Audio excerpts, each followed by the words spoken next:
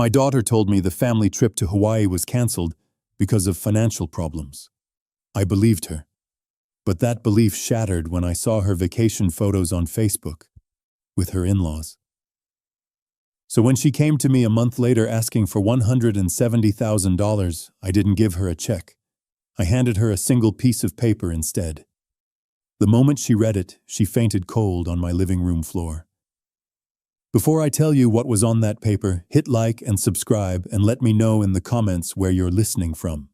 I want to see how far my story of a promise broken and a lesson learned has traveled. The phone rang on a Tuesday afternoon, cutting through the quiet hum of my empty house. I smiled when my daughter Brenda's name flashed on the screen. "Hey, honey," I said, my voice warm. "I was just thinking about you." "Hey, Dad," her voice on the other end was sterile, distant, like a pre-recorded announcement at the airport. "What are you up to?" "Oh, just looking through these Hawaii travel guides again," I said, trying to inject some of my own excitement into the call. "I found a restaurant I know your mother would have loved. They have that pineapple-glazed sea bass she was crazy about." I waited for a response, a shared moment of nostalgia. Instead, there was silence, a beat too long. I could hear the faint sound of her breathing, the careful, measured inhale of someone choosing their words. That's never a good sign. "Brenda. You still there?" "Yeah, I'm here," she finally said, any trace of warmth gone from her tone. "Dad. About that. I need to talk to you." A father's intuition, that sixth sense that had dulled since my wife Sarah passed, suddenly flared to life. I sat up straighter in my old worn leather armchair. "What's on your mind? I think we need to cancel the Hawaii trip." The words hit me like pellets of ice, cold and sharp. "Cancel? Why, everything's booked. The flights, the resort. I've paid for it all, honey." "I know, and I'm so sorry, Dad," she said, and I could picture her biting her lip, a childhood tell whenever she was lying. "It's just, things with Rick's job are a little unstable right now. He's worried about potential layoffs, and we've been hit with some unexpected bills. The timing is just awful." I frowned. Rick worked in IT, a field where they were practically begging for experienced people. And unexpected bills, I'd given Brenda a substantial sum from some stocks I sold last year for the sole purpose of creating a cushion for things exactly like this. "Brenda, if it's about money, you know I can help." "How much?" "Just tell me. I don't want a few bills to ruin a trip the whole family has been looking forward to all year." No, it's not that." She cut in her voice, almost frantic. "This is our problem. We have to handle it ourselves. We have to be responsible. You understand, don't you? I didn't." "Not at all. Responsibility was about facing problems, not about turning down help for a nonsensical reason." Her explanation felt like a house of cards, flimsy and transparent. One puff of wind and it would all collapse. "So, the whole trip is off. The kids, too." They were so excited. I know her voice dropped to a whisper, and for a moment it sounded genuine, but it was the guilt of someone who knew their lie wasn't good enough. "I'll talk to them. They'll understand. We're just so sorry, Dad. Maybe we can try again some other time when things are more stable." "Right," I said, the single word carrying an ocean of disappointment. "Some other time. I have to go. The kids will be home from school any minute. Love you." "Love you too," I said to a dead line. I placed the phone back on the oak side table. The click of plastic against wood sounded like a gunshot in the empty room. Her lie hung in the air, as tangible and toxic as smoke. Unexpected expenses. The phrase echoed in my mind. I had booked first-class flights for everyone. 4 oceanfront suites at the Four Seasons. A rental SUV, and I'd even prepaid a large resort credit so they could have every meal, every drink, every spa treatment without ever reaching for their wallets. There were no conceivable expenses. Her lie wasn't just clumsy, It was an insult. She hadn't even bothered to construct a plausible story for me to cling to. After the call, the silence returned, but it was different now. It wasn't the peaceful quiet of a suburban home. It was the heavy, suffocating silence of a crime scene. I sat frozen in my chair, staring at the glossy Hawaii guidebooks on the coffee table. The pictures of Waikiki Beach, the volcanic peaks, the graceful hula dancers, all seemed to mock me. This wasn't just a vacation. It was a pilgrimage. I had promised Sarah before cancer took her that I would bring our family back to the place where our love story began. I wanted to show my grandkids the ancient banyan tree where I'd proposed to their grandmother. I wanted to walk with Brenda along the coastal path, where she used to run as a little girl, her laughter echoing against the cliffs. Every single activity, every reservation was steeped in memory. For Brenda to cancel it with such a flimsy excuse wasn't just breaking a plan. It felt like an erasure of the past, a desecration of the memories I held more sacred than anything. I got up and paced the living room. Every object in this house was a testament to Sarah.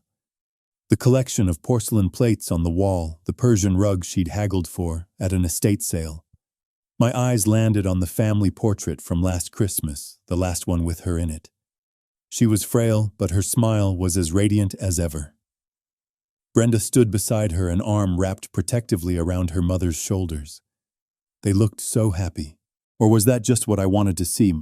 My gut feeling, the one I'd tried to suppress, was screaming at me now. A father knows when his child is lying. I knew it from the first rehearsed words of the phone call. The artificial stress in her voice, the panicked rush to refuse my help, the sheer absurdity of the story. It all pointed to one conclusion: there was another reason, a real reason she was trying to hide. But why? Why lie about something like this? If they really didn't want to go, why not just tell me the truth? It was the dishonesty that cut the deepest. It created a crack, a small but profound fissure in the foundation of trust I thought I'd built with my only child. I had always been proud of our relationship, one I believed was based on openness. At least I used to believe that. Over the next few days, I tried to will the thoughts away. I told myself I was being paranoid, that the grief of losing Sarah had left me raw and overly sensitive. Maybe Rick really was having trouble at work. Maybe Brenda just didn't want to burden me. A retired structural engineer, who had spent his life believing in logic and hard facts, was trying to build a bridge of maybes over a chasm of doubt. I pulled out the old photo album's boxes filled with the tangible evidence of time. I found a picture of Brenda when she was 5, perched on my shoulders, her hands tangled in my hair, a wide, gap-toothed grin on her face. Her eyes were clear, honest. We used to have no secrets. Whenever she got in trouble at school or fought with a friend, I was the first person she'd run to. We'd sit for hours in my woodshop, she'd talk, and I'd plane a piece of oak, the smell of sawdust, and my quiet understanding, always seeming to be enough to heal whatever was broken. The girl in that photograph and the woman on the phone felt like two different people. What had happened? Had marriage, motherhood? The pressures of adult life changed her so fundamentally. Or had I somewhere along the way stopped being her safe harbor? I put the photo down, a wave of exhaustion washing over me. I decided I would trust her. I had to, because the alternative, the thought that she had deliberately and cruelly deceived me, was simply too painful to contemplate. I would let it go. I would call the airline and the hotel, eat the cancellation fees, and pretend to believe her story. For the sake of peace, I would bury my suspicion deep down and hope against all logic that it would eventually die there. But I was wrong. The truth, unlike suspicion, can't be buried. It has a way of clawing its way back to the surface, usually when you least expect it. And for me, it would surface just a few days later, not as a confession, but as a bright, cheerful photograph on a computer screen. A photograph that would burn away all my carefully constructed denials and set me on a path I never could have imagined. The days that followed were heavy with a silence that felt different from mere quiet. It was an active silence, a presence in the house that seemed to watch me. I had made a conscious choice to trust my daughter, to accept her flimsy excuse and move on. But a choice made in the mind is a fragile thing against the persistent nagging of the heart. The house, once a sanctuary of memories with Sarah, now felt like an echo chamber for my doubts. I would find myself standing in the middle of the living room listening as if I could somehow hear the truth in the settling of the floorboards or the hum of the refrigerator. Brenda did not call. I told myself this was normal. She was busy with the kids, stressed about their finances, a grown woman with her own life. But the Brenda I knew would have called. She would have called to apologize again, to make sure I wasn't too disappointed, to fill the quiet with chatter about her day. This silence was a statement. After 3 days, I couldn't stand it any longer. I sent her a text, keeping it light. "Hey, honey, just thinking about you. Hope you're all having a good week." I stared at the phone for an hour before a reply came back. A single word. "You too." No exclamation point. No emoji. Just a period at the end, as final as a closed door. The next day I tried again. I saw a flock of cedar waxwings in the backyard, a bird Sarah had adored. I took a picture and sent it to Brenda. "Look who stopped by to say hello. Your mother would have loved this. For years, this was our code, a way of sharing a moment of remembrance." Her reply took hours. "Nice." Just that. Nice. It was the kind of response you give to a stranger who holds a door open for you, polite but utterly devoid of connection. Each short clipped message was another shovelful of dirt on the trust I was trying to keep alive. I, a man who built bridges for a living, structures designed to withstand immense pressure, felt the bridge to my own daughter crumbling under the weight of her distance. This wasn't the behavior of a daughter worried about money. This was the behavior of someone hiding something. Someone who was afraid that any real conversation would betray a secret she was desperate to keep.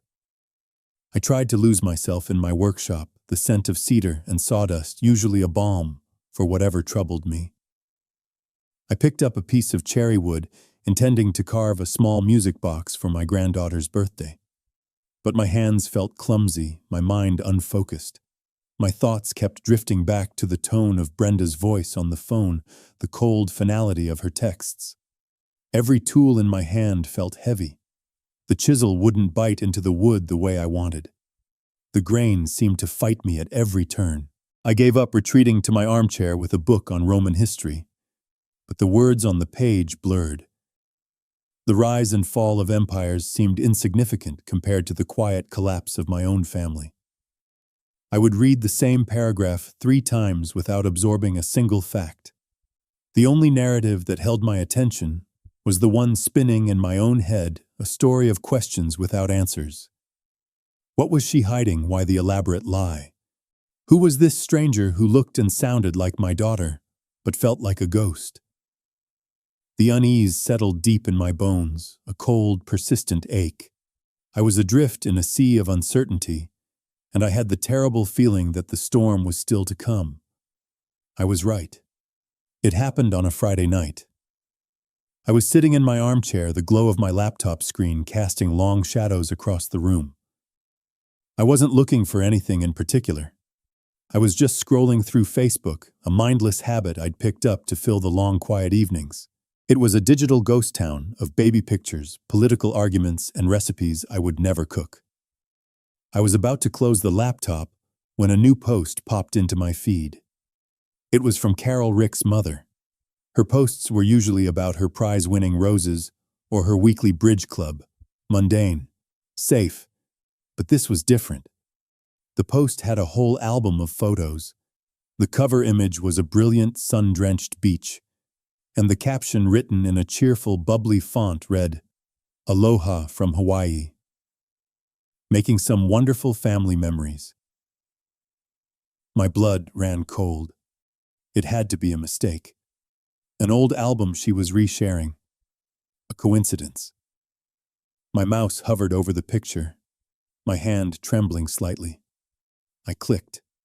The image filled my screen, sharp and painfully clear, and there they were, all of them.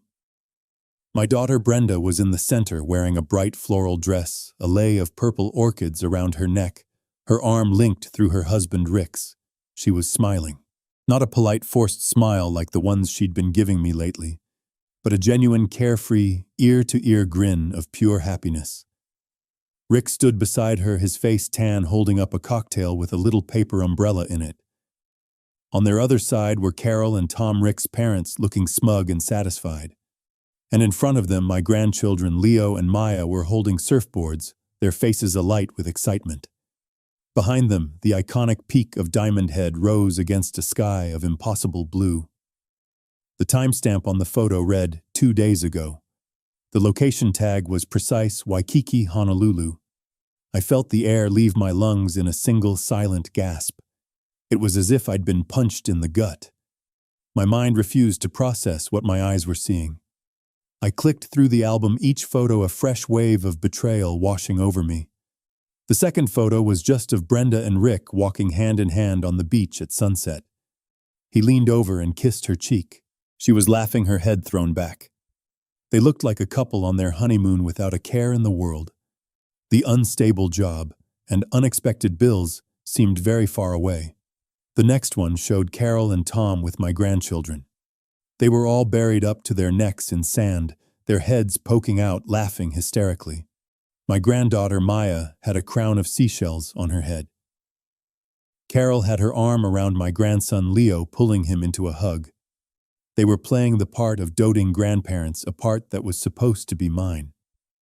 They had not just taken my place on the trip, they had taken my place in my family's life. I kept clicking, a kind of morbid curiosity compelling me forward.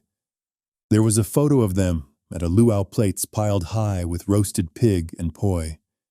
They were watching fire dancers, the flames reflecting in their wide, captivated eyes. I recognized the resort in the background. It was the Four Seasons. I recognized it because I was the one who had spent hours online choosing the perfect oceanfront suites for everyone. My suites. The ones I was supposed to be in. Then came the picture that broke me. It was a close-up of Brenda sitting on a balcony, a glass of wine in her hand. The ocean stretched out behind her. She was looking away from the camera, a soft, contemplative smile on her face.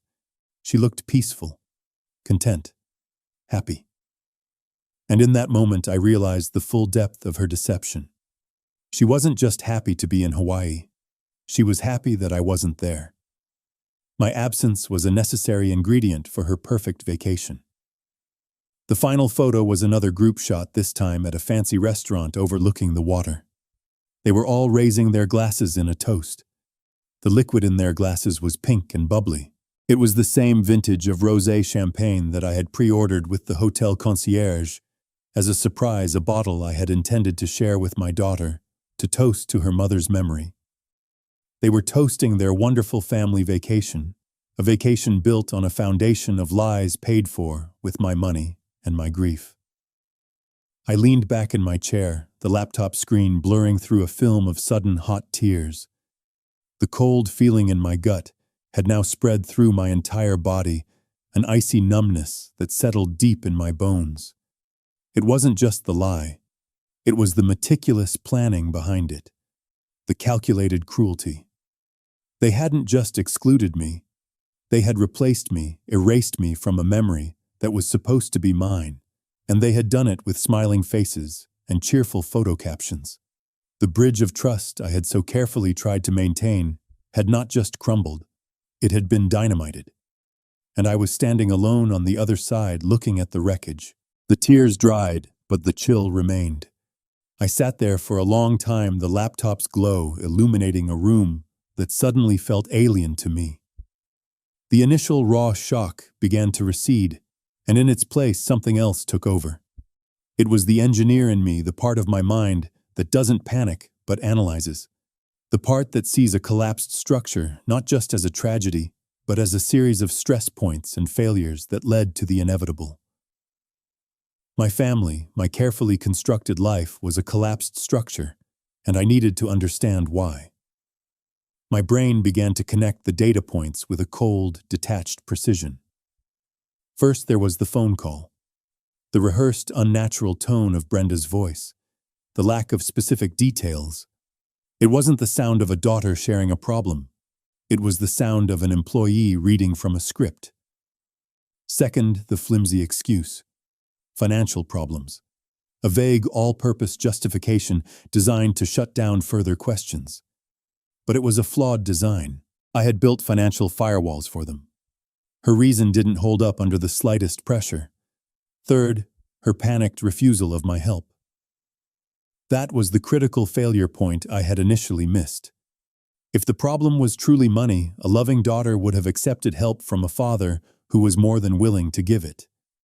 Her refusal wasn't about pride or responsibility. It was a defense mechanism. She couldn't accept my money because that would have forced her to elaborate on the lie, and the lie was too fragile to survive inspection. And now the final irrefutable piece of evidence, the photographs. The smiling faces, the location tags, the timestamps. They provided the missing link, locking all the other pieces into a complete, horrifying picture. They hadn't canceled. They had replaced me. Then another memory surfaced, a piece of data I had stored away without realizing its significance. It was from a few months ago, a casual Sunday phone call. Brenda had been talking about Rick's parents. "You know, Dad," she had said, "the one place Carol and Tom have always dreamed of going is Hawaii. They talk about it all the time, but they've never been able to afford it." At the time, I had thought nothing of it, a throwaway comment. Now it was the key that unlocked the entire conspiracy. The betrayal was no longer just a simple act of exclusion. It was a premeditated, calculated maneuver. This wasn't a spontaneous decision. They had planned this. They had waited for me to book and pay for a lavish, non-refundable first-class trip for my family. A trip intended to honor the memory of my wife. And then they had executed their plan.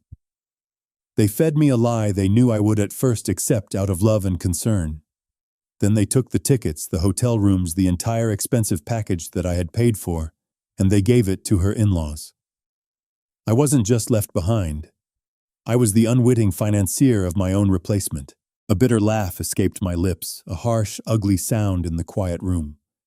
I finally understood. This wasn't about a vacation.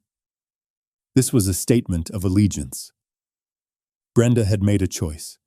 She had chosen her new family, the family she had married into over the family she was born into. She had taken a gift of love and memory, a gift meant to bind our past to our future, and had used it to solidify her position with her in-laws. Carol and Tom were now the beneficiaries of a legacy that was never meant for them. I closed the laptop. The darkness that filled the room felt comforting. The blurry emotional pain of the initial shock was gone. In its place was a crystalline, cold clarity. I was no longer dealing with a thoughtless daughter who had made a mistake. I was dealing with a stranger, a strategist who saw me not as a father, but as a resource to be managed and exploited. The grief for my lost relationship was still there, but it was now overshadowed by a different emotion. It wasn't anger. It was resolve. The engineer in me knew what to do when a structure fails. You don't just patch the cracks. You go back to the original blueprints. You examine the foundation. And if the foundation is rotten, you build something new.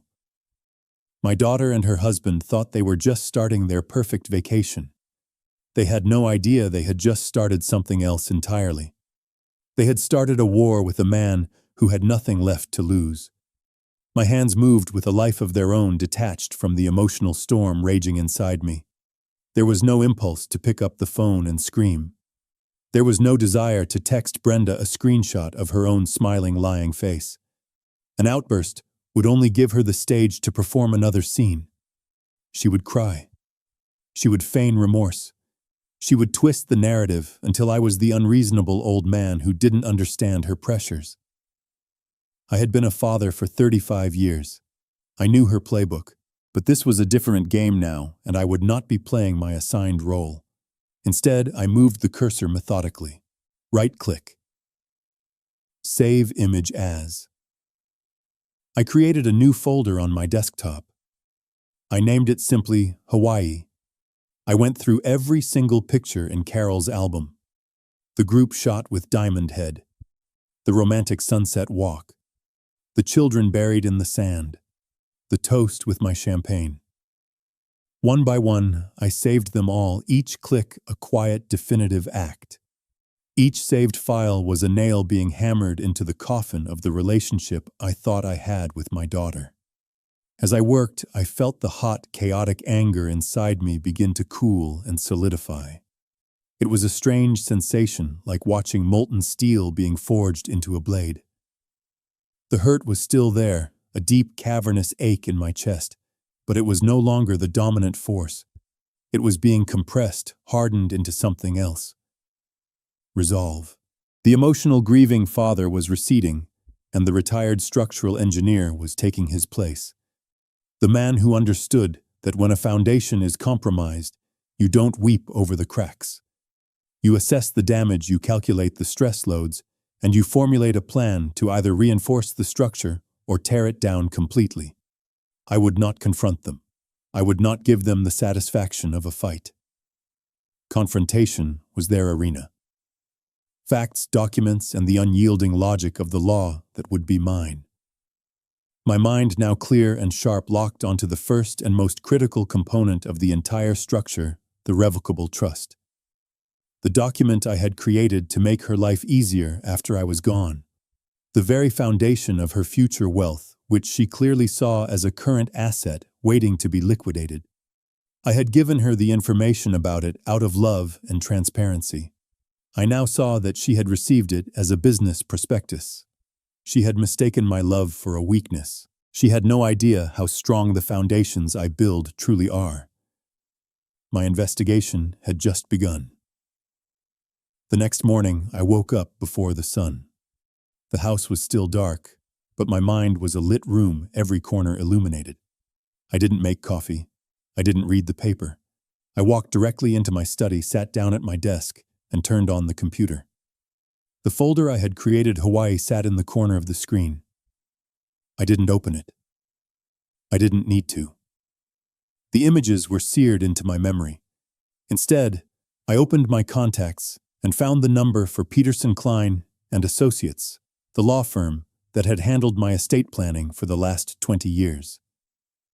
I looked at the phone, took a single deep breath to steady myself, and dialed.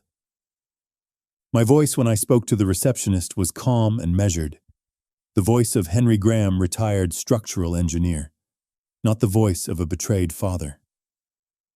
Mr. Peterson's office, a cheerful voice answered. "Good morning, this is Henry Graham calling for Mr. Peterson." A few moments later, a familiar professional voice came on the line. "Henry, good to hear from you. I trust you're well." "Very well, thank you, David," I said, using his first name as I always did. "I hope I'm not interrupting anything." "Not at all. Always have time for my favorite engineer. What can I do for you today?" "Hoping to add another zero to your charitable donations," he chuckled. "Something like that," I replied, my tone level. "I'm doing a bit of a personal audit, just reviewing my affairs to make sure everything is in order. It's always good to check the blueprints now and then, you know." "A prudent man as always," he said. "What's on your mind?" This was it. The first test of my new strategy. "I have a specific question regarding the revocable living trust we set up a few years ago. The one with my house as the primary asset. Of course, I have it right here." I heard the sound of a file being opened. The Sarah Graham Memorial Trust. "Brenda is listed as the sole beneficiary upon your passing. A very straightforward and sensible arrangement." "Yes, straightforward," I agreed. "My question is about the nature of my control over that trust. As the grantor, I want to be absolutely clear on this point. Do I have the complete and unilateral authority to amend, alter, or even dissolve the trust entirely at any time for any reason without the consent or even the knowledge of the listed beneficiary?" I held my breath. I knew the answer in theory, but I needed to hear it from him. I needed the legal certainty to be as solid as the concrete foundations I used to pour. Mr. Peterson didn't hesitate for a second. His voice was firm and unequivocal. "Henry, 100%. Absolutely. That is the entire purpose and legal definition of a revocable trust. The assets within it are not a gift that has been given. They are your assets that you have simply placed in a different legal container for management and inheritance purposes. As long as you are alive and of sound mind, you are the captain of that ship. The beneficiary in this case, Brenda, has no legal power, no say, and no right to object to any changes you wish to make. You can change the beneficiary to your mailman if you want. You can change the terms of distribution. You can sell the house tomorrow and dissolve the trust completely. It is your property, Henry.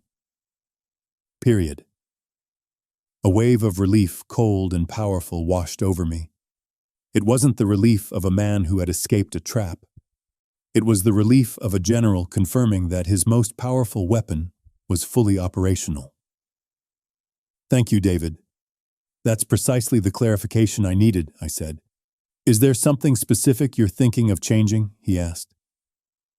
His professional curiosity piqued. Perhaps adding a provision for the grandkids' education. It's a common amendment. I had to sidestep carefully. Not at this moment. This is purely for my own understanding. In my line of work, it was always critical to know the capabilities of every tool at your disposal before you started a project. I'm just applying the same principle to my life. A wise philosophy, he said, accepting my explanation.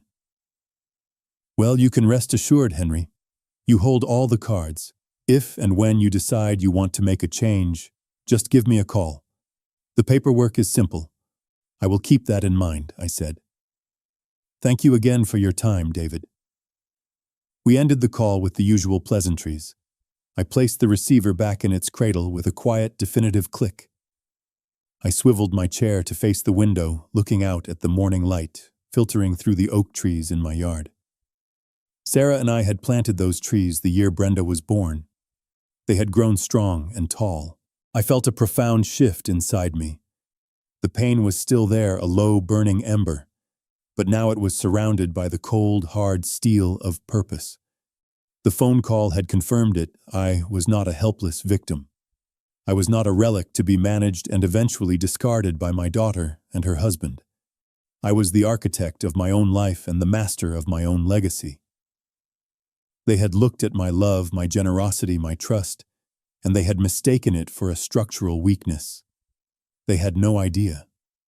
They had just started a fight with the man who designed the entire building, and I had just confirmed I held the blueprints to demolish it. My conversation with David Peterson was not an end, but a beginning. It was the confirmation of my legal standing, the first step in a much larger project. With the knowledge that I held the blueprints to my own life, I now needed to understand the full extent of the structural damage that had been done. I needed data. My daughter's lies were sloppy and emotional, but the plan behind them, I suspected, was not. A plan of this magnitude would leave a trail. Not a trail of breadcrumbs, but a trail of data points, of public filings and digital signatures. And I, a man who had spent 40 years reading complex schematics, was going to find it. I didn't start with a broad, desperate search. I started with a hypothesis. The excuse for canceling the trip, unstable finances, was a deliberate misdirection. The truth, I reasoned, was likely the exact opposite. They didn't have a lack of money. They had a sudden, urgent need for a large amount of it. The Hawaii trip was not a casualty of their financial problems. It was a casualty of their financial ambitions. It had simply become an inconvenience, an obstacle in the way of a much larger prize. My first stop was the website for the Secretary of State, for my state, the official portal, where all new business entities are registered. It was a sterile government-run site, clunky and unintuitive, but I knew my way around these kinds of databases. I started by searching for Rick's full name. The search returned several results, but none of them were recent. There was the consulting business he had tried to start 10 years ago, which had been dissolved after a year. Nothing new.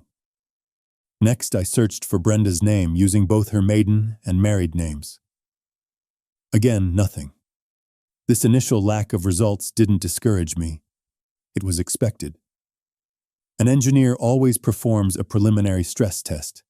If they were smart, they wouldn't have named their new venture something so easily traceable. So I broadened the parameters. I cleared their names from the search bar and instead filtered by date of incorporation. I wanted to see every new limited liability company, or LLC, registered in our county in the last 6 months. The list was long, hundreds of entries with generic optimistic names: Evergreen Solutions, Sunrise Management, Keystone Investments. I began to sift through them one by one, my eyes scanning the listed names of the registered agents and principal members. It was tedious work, like looking for a single faulty rivet in the frame of a skyscraper. I drank my now cold coffee and kept clicking page after page. After nearly an hour, I found it. The name of the company was Pinnacle Homes LLC. It sounded solid, ambitious, anonymous. But it wasn't the name that made me stop. It was the name of the registered agent, Brenda Graham, and the principal managing members, Brenda Graham and Richard Thorne. Rick. My heart didn't race. It settled into a slow, heavy rhythm. I clicked on the entry to view the full details. The filing date was 3 months ago, just a few weeks before Brenda first started acting distant. The official address listed for the business was their own home address. And then I saw the statement of purpose. The dry legal text was brutally clear: to engage in the acquisition, development, and sale of residential real estate properties. So this was it. This was the unstable job. Rick wasn't in danger of being laid off. He and Brenda were trying to become property developers. They were starting their own real estate empire, a venture that requires significant capital. My capital. But an LLC filing was just the blueprint. I needed to see the materials. I needed to find the money. I navigated away from the state website and went to the online portal for our county clerk's office, the place where all public property and financial records were stored. This was a more complex system, but it was also more revealing. Here you could find mortgages, liens, and other financial instruments tied to properties and individuals. I entered the name of their new company, Pinnacle Homes LLC, into the search database. I expected to find nothing.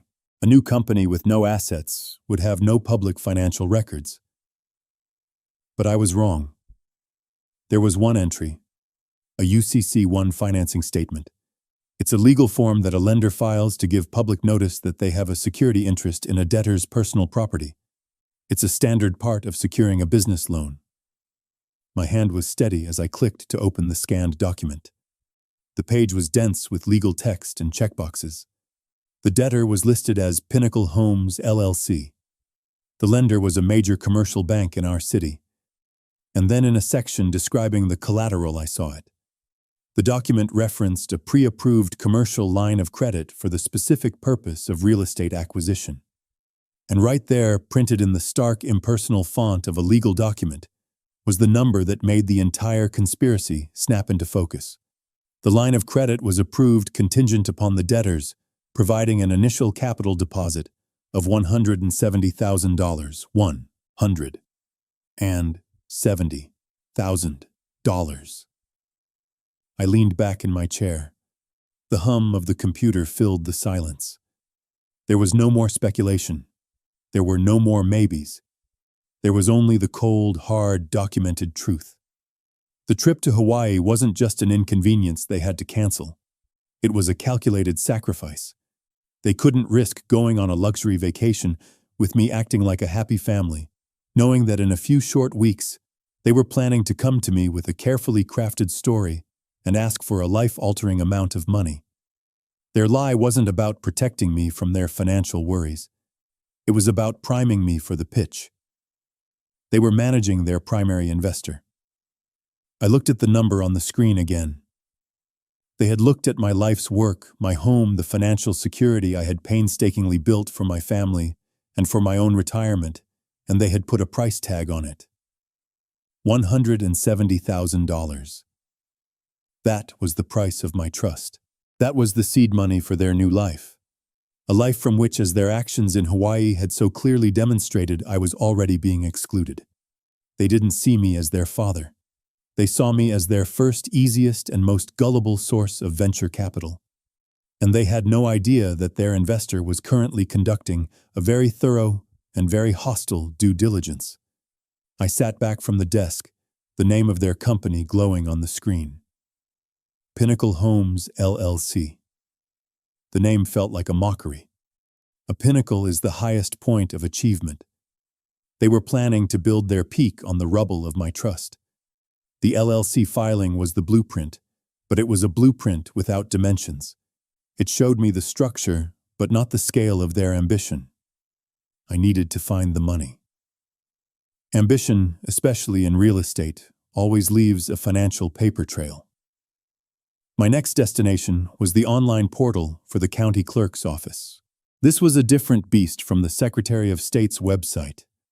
This was the digital vault where the real life of the county was recorded in deeds, mortgages, liens, and loans. It was a place of consequence. I felt a familiar focus settle over me, the same focus I used to have when reviewing the structural integrity reports for a new bridge. You don't skim.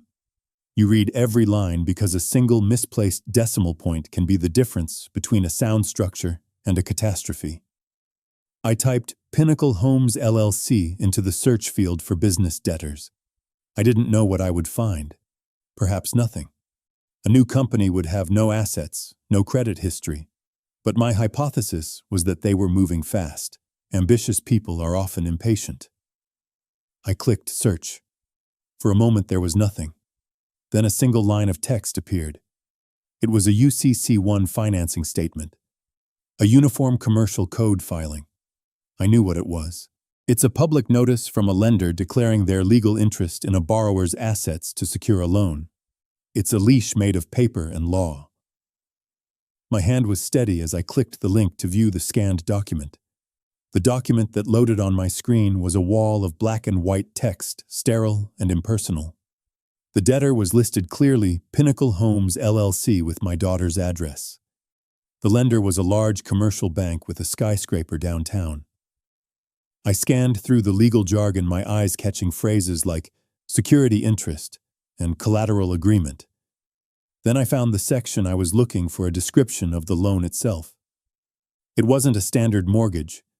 It was a pre-approved commercial line of credit. A war chest. The document stated its purpose was for the acquisition and development of specified residential properties. And then there it was. The number. The linchpin of their entire scheme, sitting there in the middle of a sentence as mundane as if it were describing the weather. The line of credit, it said, was contingent upon a capital deposit from the debtors in the amount of $170,000. The number seemed to leap off the page. $170,000. It wasn't a round number. It wasn't an estimate.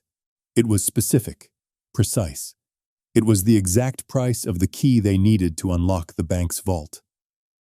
I leaned back so hard, the old leather of my armchair groaned in protest. The room was silent, but my mind was a cacophony of shattering illusions.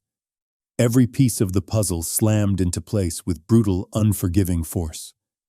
The lie about Hawaii. It was never about the trip itself. It was about clearing the schedule.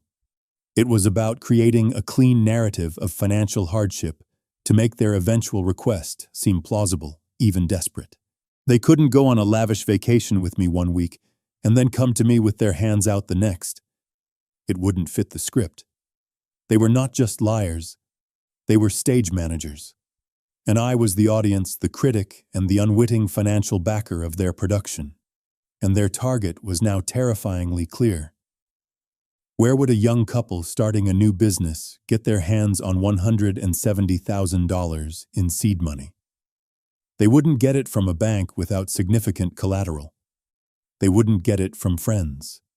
They would get it from the one place they saw as a bottomless well of resources. They would get it from me. But I didn't have that kind of cash just sitting in a checking account. My wealth, my life's work was tied up in my investments, and most significantly in this house. The house I was sitting in. The home where I had brought Brenda home from the hospital. The home where I had held Sarah's hand as she took her last breath. This house with its paid-off mortgage was a multi-million-dollar asset. To me, it was a sanctuary of memory. To them, it was an untapped line of credit. The number wasn't random. I was certain of it. They had done their research. $170,000 was likely the maximum I could pull from a home equity loan without raising red flags. It was a carefully calculated figure, the perfect intersection of their need and my perceived ability to provide. A profound, soul-deep exhaustion settled over me.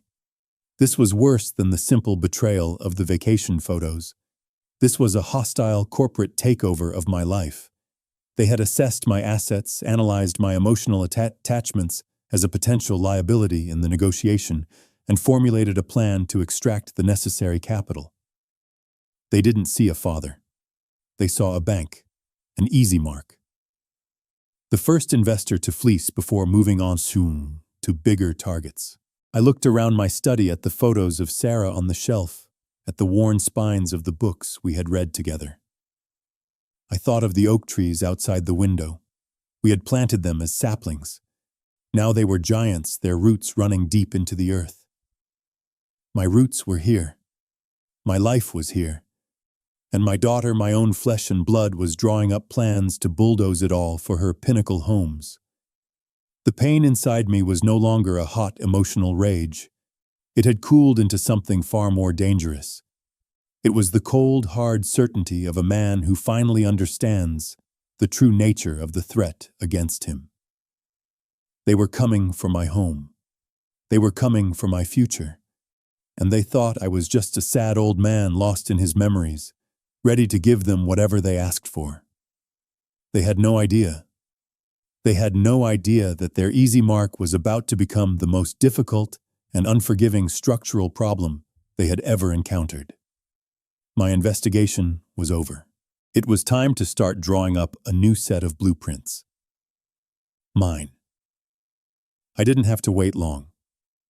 The digital trail I had uncovered was not a history of past actions. It was a forecast of future events. The LLC was formed. The line of credit was pre-approved. The only missing piece was the $170,000. There was only one place they could get it. I knew with the certainty of an engineer calculating a load-bearing wall that they would be coming to me. Soon. My hand reached for the phone again, but this time there was no hesitation. I dialed David Peterson's number. My voice was different now. The professional calm from our last conversation was gone, replaced by the quiet, focused intensity of a man giving a direct order. "David," I said, when he answered, dispensing with the pleasantries. "It's Henry Graham. I'm ready to make some changes to the trust." There was a slight pause on his end. "Henry, of course. That was quick. What did you have in mind?"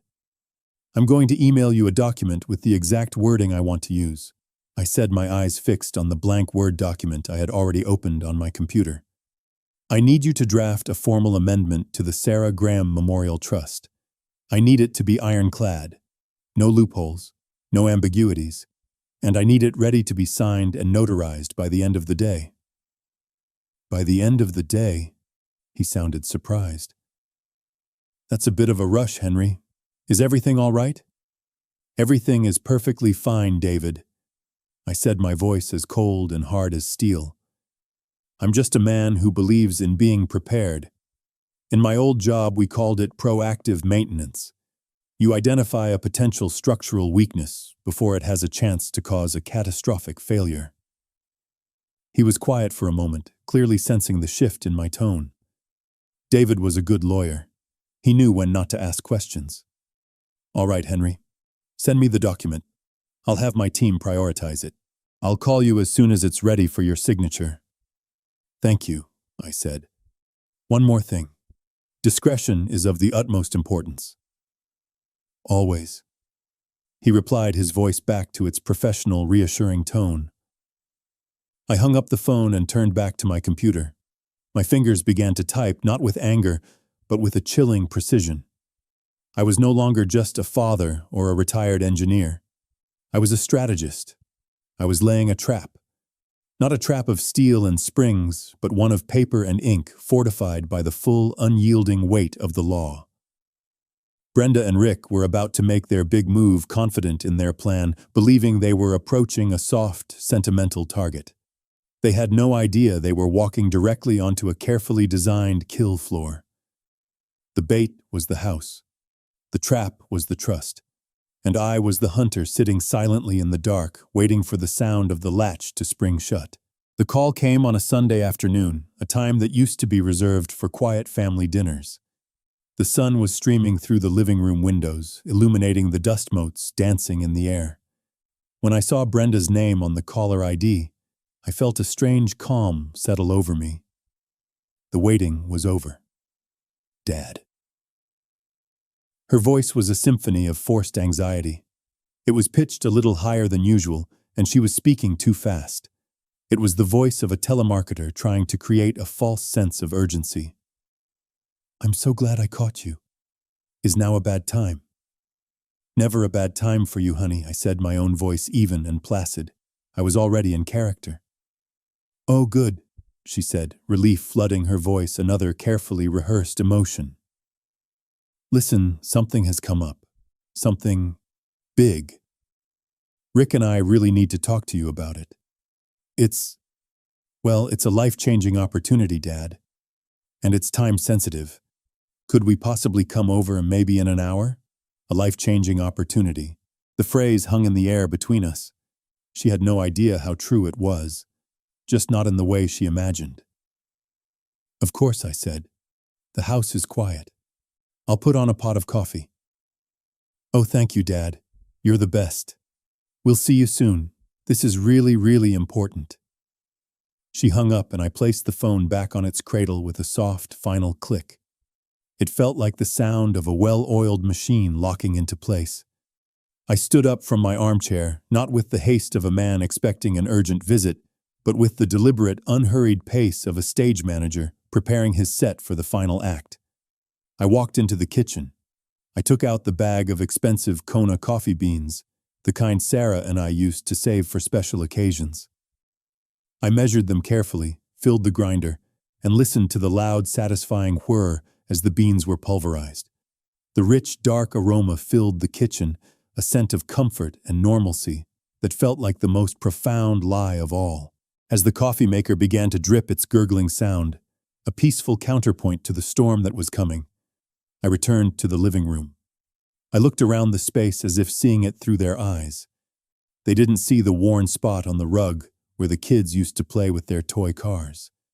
They didn't see the faint water ring on the side table from a glass of iced tea Sarah had left there years ago. They saw square footage. They saw property value. They saw an asset.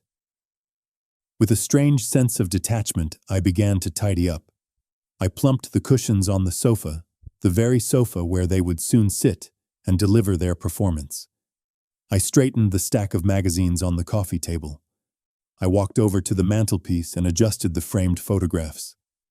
There was one of Brenda's college graduation, one of the grandkids at the beach, and in the center a beautiful portrait of Sarah, her smile as warm and real as the sun outside.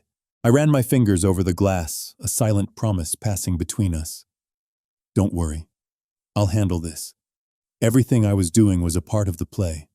The comforting smell of coffee, the tidy, peaceful room, the calm, welcoming father. I was building a stage of utter normalcy, a backdrop so serene it would make their desperate, greedy pitch seem all the more grotesque in comparison. They were expecting to find a lonely old man softened by grief and eager to please. They would find him. He was the character I was preparing to play. But underneath the costume, the engineer was checking his calculations one last time. I finished my preparations just as the coffee maker gave its final sputtering sigh. I poured myself a mug and sat down in my armchair, the one facing the door. The trap was set. The bait was laid. And now all I had to do was wait for the sound of their car in the driveway. It was time for the show to begin.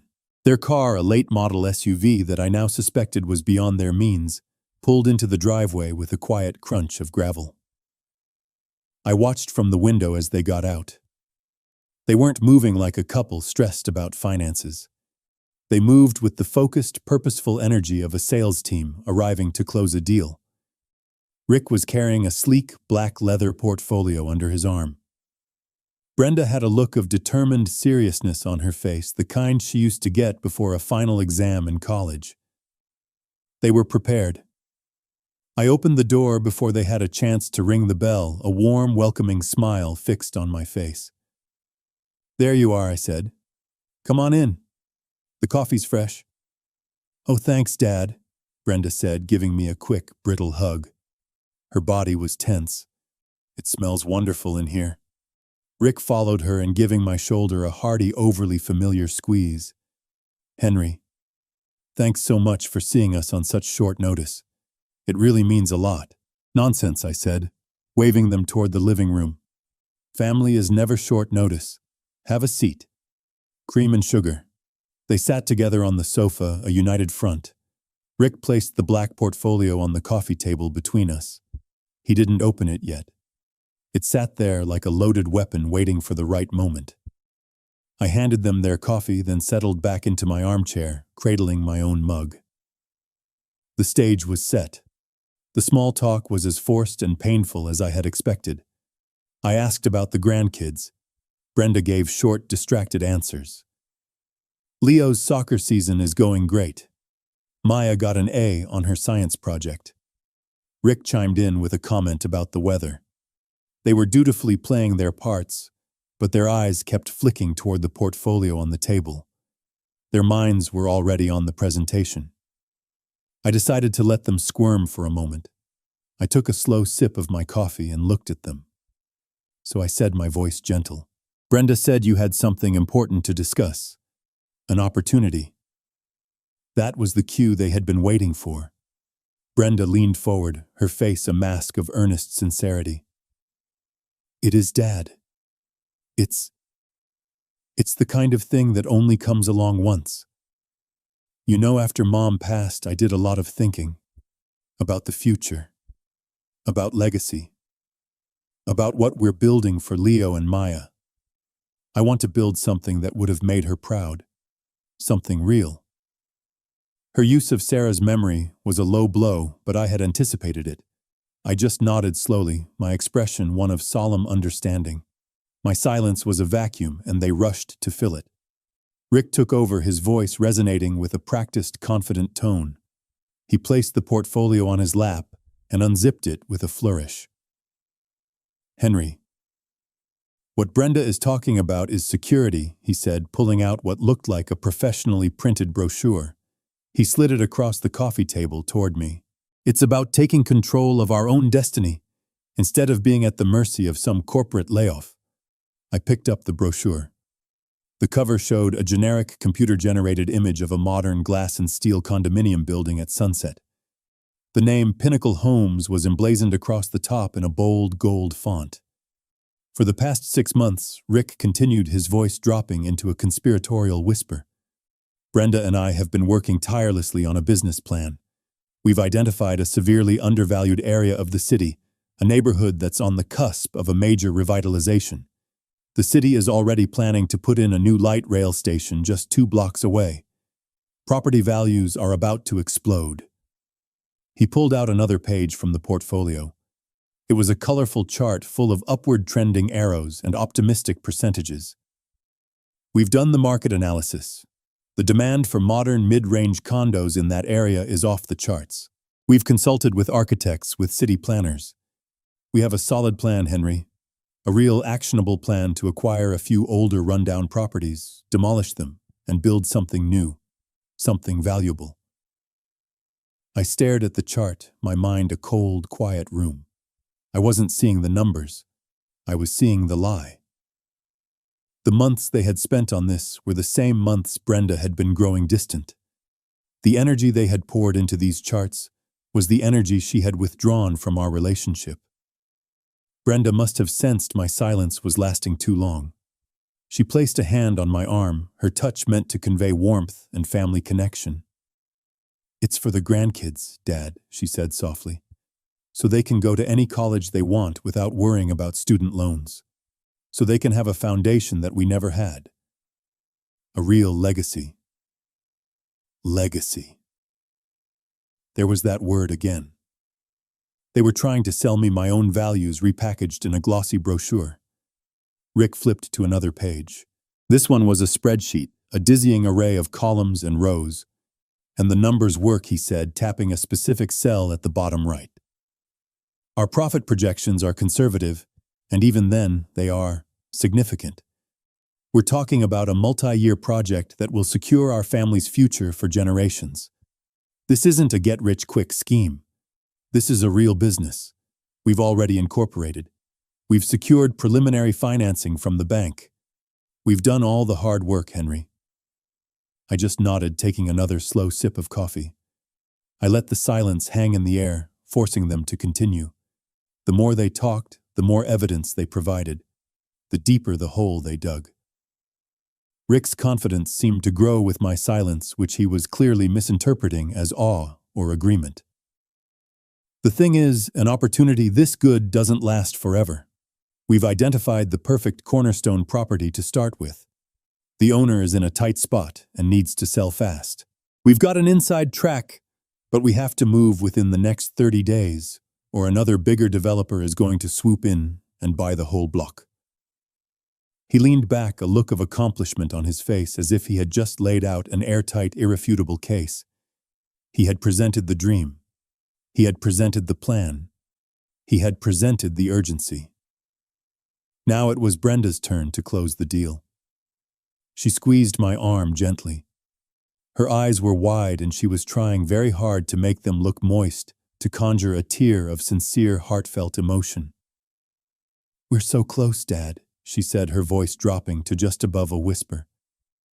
"We've poured every last cent of our savings into the legal fees, the architectural plans, the market research. We've put everything we have on the line for this. We need a little help to get over the finish line. A partner, an investor who believes in us, who believes in family." She let that last word hang in the air, a final desperate emotional arrow aimed directly at my heart. The presentation was over. Rick closed the portfolio with a soft final thud. They both looked at me, their faces a perfect blend of hope and feigned vulnerability. They were leaning forward, perched on the edge of the sofa, waiting for me to speak, waiting for me to praise their ingenuity, waiting for me to ask the one question their entire performance had been designed to elicit: how much do you need? They had performed their parts perfectly. They had no idea I had already read the entire script. The presentation was over. Rick closed the portfolio with a soft, final thud, the sound of a closing argument. They both leaned forward slightly, perched on the edge of the sofa, their bodies taut with anticipation. Their work was done. The dream had been sold, the trap of familial obligation had been laid, and now they just had to wait for me to walk into it. Brenda delivered the final emotional blow. She reached across the coffee table and placed her hand on my knee. Her touch felt cold. "We're so close, Dad," she said, her voice dropping to a carefully calibrated whisper, thick with manufactured emotion. She looked down at her hands, as if gathering the courage to say the next words. When she looked back up, her eyes were glistening. I, a man who had seen my wife bravely face death, knew the difference between real tears and a performance. These were a performance. "We've put everything on the line for this," she continued.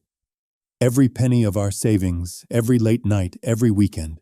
We believe in it that much. We need a partner. Not just any partner. We need family. We need you." She took a shaky breath, the masterstroke of her act. "Dad, we need a loan of $170,000. It's just for the initial capital deposit to secure the loan from the bank. We have a repayment plan all worked out. We'll pay you back every single cent with interest. We need you to believe in us." The exact number from the legal filing landed in the quiet room and hung there. It was a declaration, a demand masquerading as a desperate plea. And then I was silent. I did not gasp. I did not flinch. I simply sat there looking at them, my face a neutral mask. I let the silence stretch. In my old job, silence was a tool. When you're negotiating a multi-million-dollar construction contract, the first person who speaks to fill the silence often loses. So I waited. I let the quiet press down on them. The only sound in the room was the slow, steady tick-tock of the grandfather clock in the hall, a clock that had measured out the decades of my life in this house. Each tick was a second of their growing discomfort. I saw Rick's jaw tighten. I saw Brenda's fake tears begin to dry, replaced by a flicker of genuine anxiety in her eyes. Was the old man going to be more difficult than they'd thought? In that silence, I saw them with perfect, painful clarity. I saw the matching ambition in their eyes, the shared hunger that had bonded them together. I saw my daughter not as the little girl with scraped knees I used to carry on my shoulders, but as a cool-headed strategist who had assessed me as an asset and was now executing a plan for its acquisition. And I saw her husband, a man whose manufactured confidence couldn't quite hide the predatory gleam in his eyes. I let my gaze drift from their faces down to the glossy brochure for Pinnacle Homes, still sitting on the coffee table. I thought of the UCC1 filing of the cold, black-and-white text that had laid their entire plan bare. They thought they were presenting a new, brilliant idea to me. They had no idea I was just confirming data points I had already gathered. After what felt like an eternity to them, but was probably only 30 seconds, I finally broke the silence. I took a slow, deliberate sip of my now lukewarm coffee. I placed the mug back on its coaster with a soft click. I looked directly at Brenda, my expression one of weary thoughtfulness. And then I said the two words they were desperate to hear. I understand. I said it quietly, not with enthusiasm, not with anger, but with a tone of quiet resignation. The tone of a father who, after a lifetime of giving, was being asked to give one last significant piece of himself. A visible wave of relief washed over Brenda. It was so palpable it was like watching a taut wire suddenly go slack. Rick's shoulders, which had been tensed up to his ears, dropped an inch. He couldn't stop the small, triumphant smile that flickered at the corner of his mouth before he suppressed it. He caught Brenda's eye, and for a fraction of a second, I saw it. A look passed between them, a silent, instantaneous communication of pure, unadulterated victory. The old man had folded. The deal was done. The money was theirs. They had heard the words, "I understand," and they had interpreted them as "I agree." They had mistaken my calm for capitulation. They had mistaken my silence for consideration. Their arrogance and their greed had made them deaf to the truth. I let them have their moment of triumph. I even helped it along.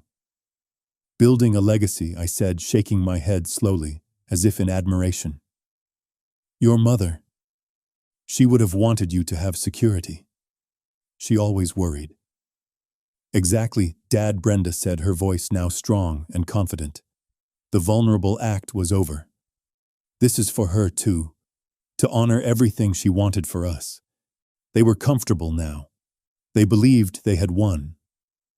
Rick reached over and placed the brochure back into the black portfolio, zipping it shut with a sound of crisp finality. They thought the negotiation was over. They had no idea it hadn't even begun. I let their triumphant silence hang in the air for a long moment. I watched the self-congratulatory smiles play on their lips. They thought they were in the final scene of their perfectly executed play. They had no idea they were only in the prelude to mine. Slowly, I pushed myself up from my armchair. The old leather groaned in protest. Well, I said, my voice carrying the weight of a man making a difficult decision. You've certainly given me a lot to think about.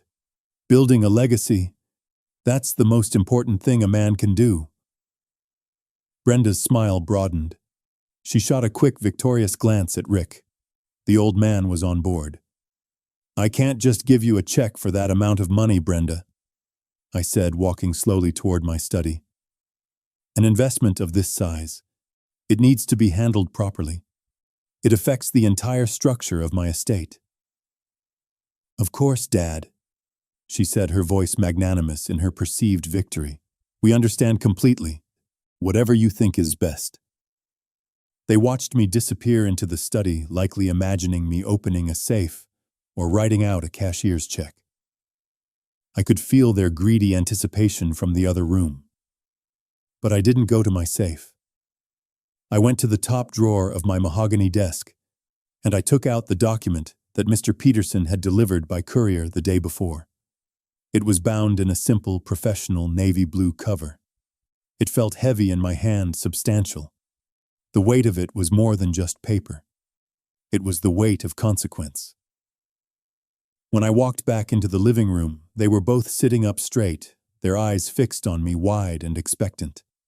Rick had a barely suppressed smirk on his face. I walked to the coffee table, and instead of a check, I placed the bound document in front of them with a soft, definitive thud. The smiles on their faces didn't disappear immediately. They wavered. A look of confusion began to cloud Brenda's eyes. "What's this, Dad?" she asked, her voice a little shaky. "I can't give you the cash, honey," I said, my voice soft but clear. "But I have been thinking about the future just like you. So I had my lawyer update my estate planning to make things more secure, to create a real legacy. Instead of the money, take this." Brenda's face, which had been a mask of triumphant joy, was now a canvas of bewilderment. She looked from the document to my face and back again, searching for an explanation. Rick leaned forward, his own confident smirk replaced by a slight frown. Hesitantly, Brenda reached out and touched the cover as if it might be hot. Her hands, which had been so steady when she was delivering her speech, were trembling slightly now. She opened it. The first page was a formal title sheet, Amendment to the Sarah Graham Memorial Trust. I watched her face as she read. I could see her scanning the dense legal text, her eyes flicking back and forth, searching for the familiar clauses for the part where it affirmed her as the sole beneficiary. She licked her lips, a nervous gesture I hadn't seen since she was a teenager. She flipped a page, then another. The confusion on her face was slowly being replaced by a dawning, sickening dread. Rick was leaning over her shoulder now, his own face growing pale as he read along with her. And then she stopped. Her entire body went rigid. Her eyes were locked on a single paragraph in the middle of a page. Her breathing became shallow, a series of short, sharp little gasps. I knew exactly what she was reading. I had written the words myself, and Mr. Peterson had simply translated them into the cold, unforgiving language of the law. The paragraph was Section 3, subsection A. It was printed in a clear, bold font that was impossible to misread. It read, "Upon the death of the grantor, Henry Graham, all assets held within this trust, including, but not limited to, the real property located at 125 Oakwood Lane, shall be immediately liquidated at fair market value. All net proceeds from this liquidation shall be transferred in their entirety to a newly established charitable foundation to be named the Sarah Graham Foundation for Widows, dedicated to providing financial assistance and support to women who have lost their spouses." I watched as the meaning of those words sank in. I saw the color drain from her face, leaving it a sickly, chalky white. Her dream of a multi-million-dollar asset, the foundation of her real estate empire, had just been turned into a charitable donation in her mother's name. But that wasn't the worst of it. Her eyes, wide with horror, moved down to the next paragraph. Section 3, subsection B. A clause I had insisted be included, a clause that was designed not just to disinherit, but to explain. It read, "Under no circumstances shall any financial benefit, either direct or indirect, from this trust or the grantor's residual estate be conferred upon the grantor's daughter, Brenda Graham, or her immediate family. This full and complete disinheritance is enacted as a direct consequence of a gross and irredeemable violation of familial trust, the details of which are documented in a separate letter to be provided to the executor." Her name, her own name, printed in black and white in an official, notarized, legally binding document. It was a judgment. It was a verdict. It was the legal and financial equivalent of being cast out. A small, strangled sound escaped her lips. The document slipped from her nerveless fingers and fell to the floor. Rick stared at it, then at me, his mouth hanging open, his face a mask of disbelief and rage. But Brenda wasn't looking at him. She was looking at me. And in her eyes, I saw the full catastrophic understanding of what she had done. She saw the Hawaii photos. She saw the LLC filing. She saw the $170,000. She saw her entire greedy, meticulously planned future turn to ash in the space of 2 short paragraphs. She tried to speak, but only a dry whisper came out. "You knew." "I understand," I said, echoing the 2 words I had given her just minutes before. But now they carried their true, terrible weight. She pushed herself up from the sofa, lurching to her feet. She put a hand to her head, swaying slightly.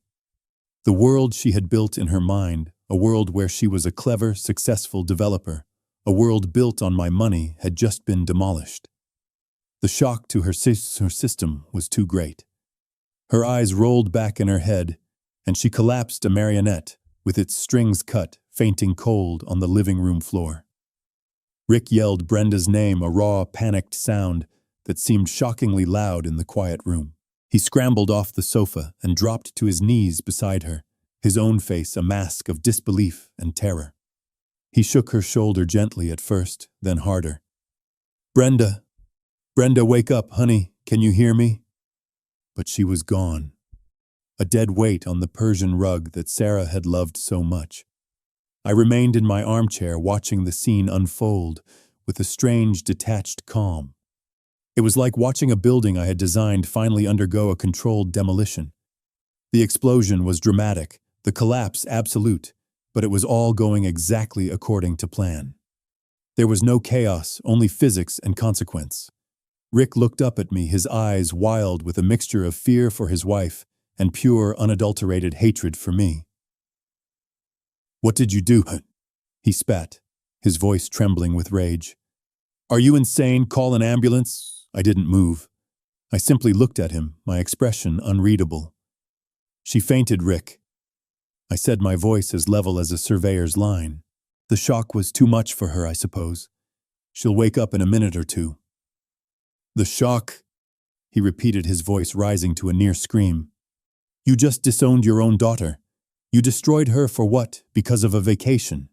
"No," I said, the word cutting through his hysteria. "Not because of a vacation, because of a business plan, because of a UCC-1 financing statement, because of $170,000. I watched the color drain from his face as I listed the evidence. Each term was a hammer blow shattering his frantic denial. He stared at me, his mouth opening and closing silently, like a fish gasping for air. He finally understood. I knew. I knew everything. He wasn't dealing with a grieving old man anymore. He was dealing with the man who had just dismantled his entire future. He looked down at his unconscious wife, then back at the legal document on the floor, its navy blue cover stark against the warm colors of the rug. He was trapped. There was no lie he could tell. No performance he could give that would fix this. He had lost, slowly, his rage deflated, replaced by a sullen, pathetic desperation. He scooped Brenda up into his arms, struggling under her weight. He stumbled to his feet, his eyes never leaving mine. "You'll regret this," he whispered, a threat, with no power behind it. "No, Rick," I said, my voice quiet but final. "You already have." He didn't have a response to that. He just turned and half-carried, half-dragged my daughter out of my house, leaving the front door swinging open behind him. I listened as he wrestled her into the car, the slam of the door echoing in the quiet afternoon. The engine roared to life, and the sound of the tires squealing on the asphalt was the last I heard of them. The show was over. I did not move from my armchair.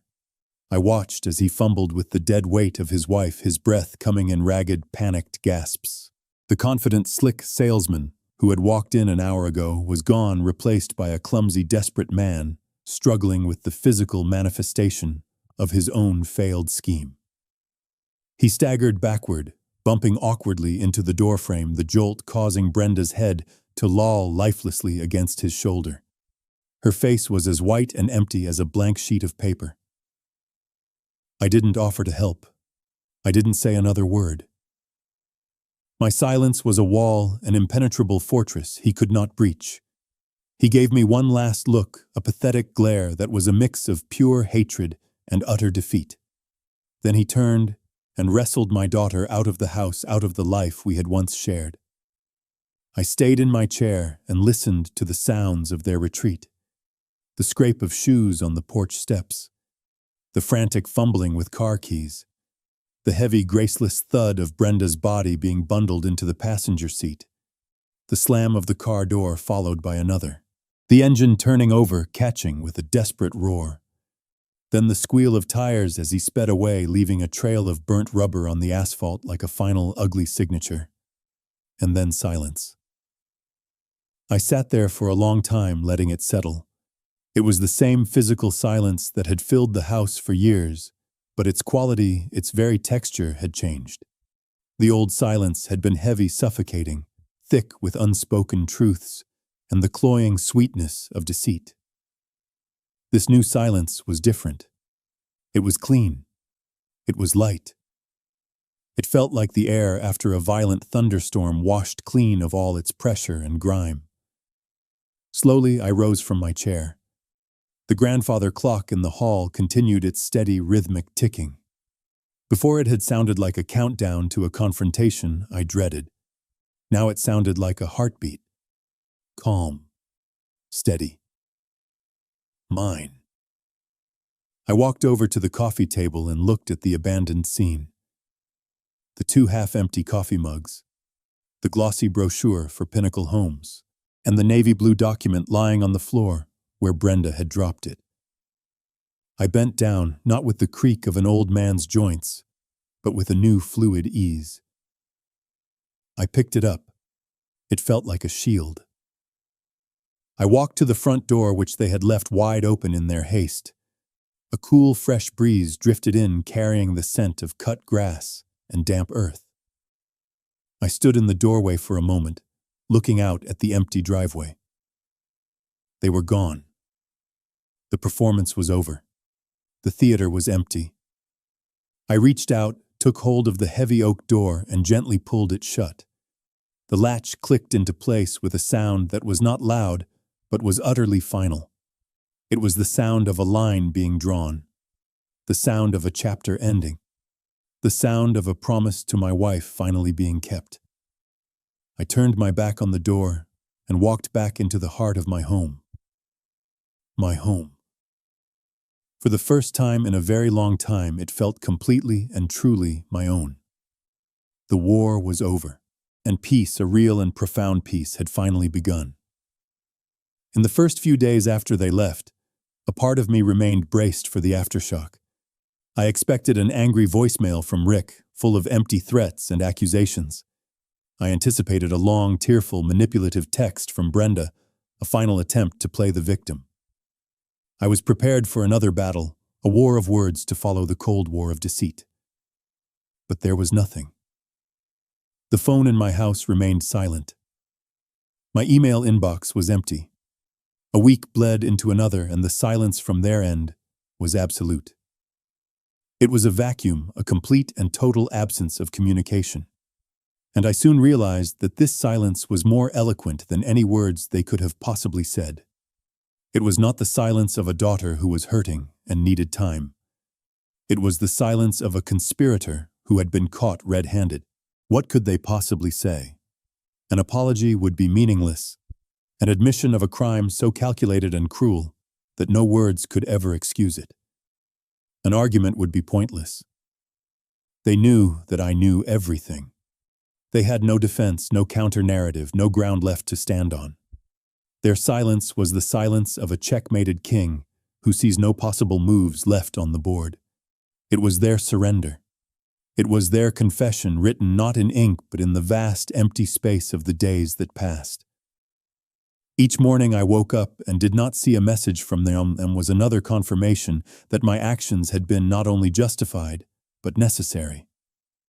The heavy weight of dread I had been carrying for months began to lift. I found myself sleeping through the night for the first time in a long time. I spent more time in my workshop, the scent of sawdust no longer a distraction from my anxiety, but a simple grounding pleasure. Their silence was a gift. It was the sound of the lies finally stopping. It was the sound of my life returning to a state of truth. And in that quiet, peaceful void they had left behind, I finally began to heal. 1 month to the day after the confrontation, I was sitting in my study, the afternoon sun warming my face. The house was quiet, but it was a comfortable, lived-in quiet. I picked up the phone and dialed a number I had found online, the number for a high-end travel agency that specialized in trips to Europe. A pleasant, professional voice answered. "Good afternoon, Celestial Travel. This is Maria speaking. How may I help you?" "Good afternoon, Maria." I said, my own voice clear and steady. "My name is Henry Graham. I'd like to book a trip. I'd be happy to help with that, Mr. Graham." "And where are we thinking of traveling to?" There was no hesitation in my voice. "Italy," I said. "Specifically Rome." "Ah, Rome," she said, and I could hear the smile in her voice. "An excellent choice. And for how many passengers?" "Just one," I said. The words felt liberating. There was no complex coordination of schedules. No trying to please everyone. Just a simple, clean, singular decision. "Wonderful, a solo trip to the Eternal City," she said. "And what kind of dates are we looking at?" "Flexible," I replied. "Perhaps in the spring, April or May, whenever the weather is best." "The spring is a beautiful time to be in Rome," she said. "And for your flights, will you be traveling economy business?" "First class," I cut in the words, feeling like a declaration. I had booked first-class tickets for 5 people to Hawaii out of a sense of obligation and generosity. I was booking this one for myself out of a sense of self-respect. I had spent a lifetime saving and providing. It was time to enjoy the fruits of that labor on my own terms. First class to Rome in the spring. "I can certainly arrange that," Maria said, and I could hear the gentle tapping of her keyboard. "And for accommodations, are you looking for anything in particular?" I thought of the suites I had booked in Hawaii, chosen to give my family the best view. Now I chose for myself. "Something with a bit of history," I said. "Quiet, elegant. A view of a garden, perhaps. Not the city. A place where a man can sit with a good book and a glass of wine at the end of the day." "I think I know just the place," she said warmly. As she continued to ask questions about tours and dinner reservations, my eyes drifted to the photograph of Sarah on my desk. She was smiling. I had never been on a trip by myself before. For 40 years, she had been my travel companion, my co-pilot. The idea used to terrify me. But now it felt right. This wasn't a trip away from her memory. It was a trip to honor it. We had always dreamed of seeing the Colosseum together. Now I would see it for both of us. This journey wasn't an ending. It was a beginning. My beginning. After I hung up the phone with the travel agent, the house was filled with a new kind of silence. It wasn't the silence of absence or the silence of peace, but the quiet, humming silence of a future taking shape. My ticket to Rome was booked. A new chapter was written. My gaze fell upon the photograph of Sarah on my desk. Her smile seemed to reach out to me from across the years, full of the warmth and understanding that had been the bedrock of my life for 4 decades. I looked into her eyes and spoke to her not with my voice, but from that quiet place in my heart, where we still held our conversations. Some might call what I did an act of revenge, a cold, calculated move to punish my daughter for her betrayal. But as I looked at Sarah's face, I knew that wasn't the truth. Revenge is a hot, messy, emotional thing. This wasn't. This was an act of preservation, an act of respect. I wasn't protecting my money from her. I was protecting our memory from her.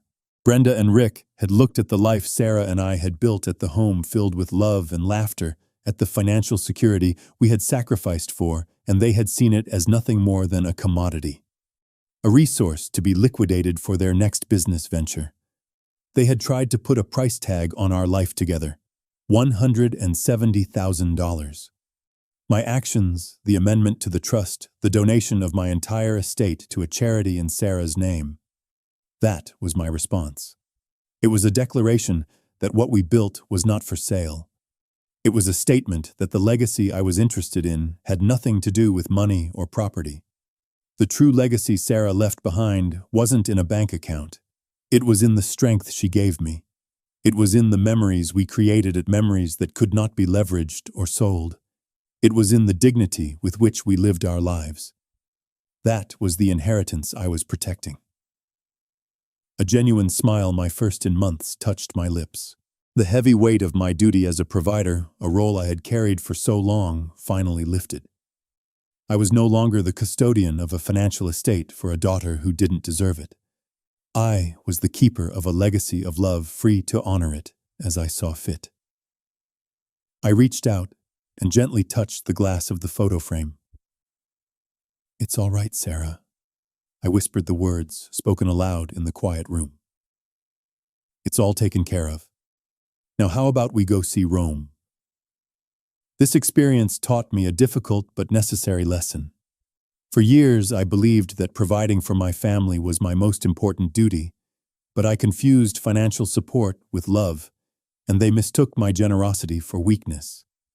I learned that a true legacy isn't measured in dollars or property, but in dignity, memory, and self-respect. Protecting that legacy, even from those you are supposed to love, is not an act of cruelty, but the ultimate act of honoring a life well lived.